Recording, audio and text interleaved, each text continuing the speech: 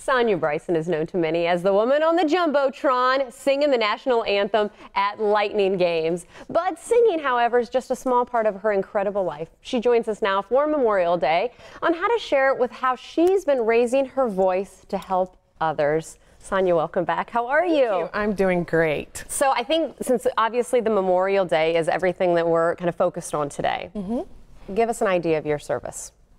You mean for military? Yes, how you began.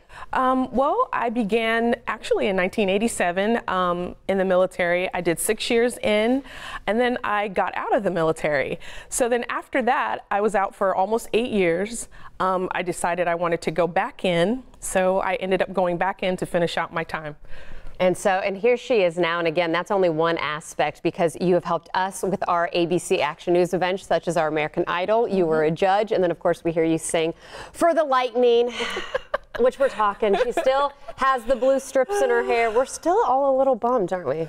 Yes, very sad, but you know, that's how sports is, and we'll get them next year. Well, I was complimenting your blue lipstick when we saw it on NBC Sports, and obviously as teams continue to progress through the playoffs and we got to the Eastern Conference Final, it's a bigger stage. For you, you've done it so many times. Is it just like going to the office every day, or do you ever get butterflies when you step out on that rink? It's kind of somewhere in between. It's not the butterflies, but it's definitely not like going to the office. I feed off of the energy of the crowd. So as people come in and it gets loud out there, I feed on that energy, and it's wonderful. I love it. Well, you were always so smiling and such a big part of the Tampa Bay community, but what people may not know is you actually have another battle that you're fighting too, and we want to give you the chance to talk a little bit about your charity and what it is, and maybe help some people out there. Absolutely. I was diagnosed with MS just prior to me retiring from the Air Force in 2015.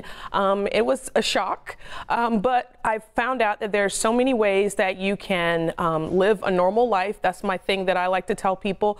I still sing the anthem. I still go out and do things, and you can live a normal life with MS. When I saw going to support groups that some people were not managing well with MS, specifically on the financial side, I wanted to do something to help. So I decided that we're going to start a foundation to help people on the financial side. One of the stories that particularly moved me was a lady that told me that she had to purchase her medication as opposed to paying her power bill for the month. So she had to put her medication in a cooler for the entire month and live that way with no electricity because she couldn't afford both.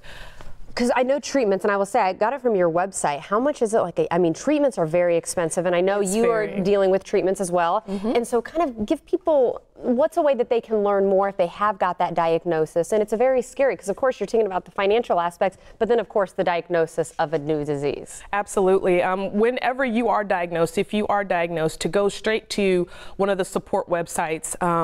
The MS Society is a good place to start because they can kind of focus you to the places in your area, and they'll focus you to me or to our foundation so that we can talk about, you know, the money side of it. Not that our foundation can pay for the entirety, but we can help with some things, like maybe a copay or something like that, or to come out and help maybe mow your grass if you're having some problems with energy or situations like that. My husband's very good at that, and he will go out and help you out on that side. I love that. Well, again, we have the website on the bottom of our screen right there if you want more information. Sonja, thank you so much for being here. Thank you. Thank you for your service. Thank you. And also, we've got to hear her sing. You can't have Sonja Bryson without that. So stay tuned. That's coming up.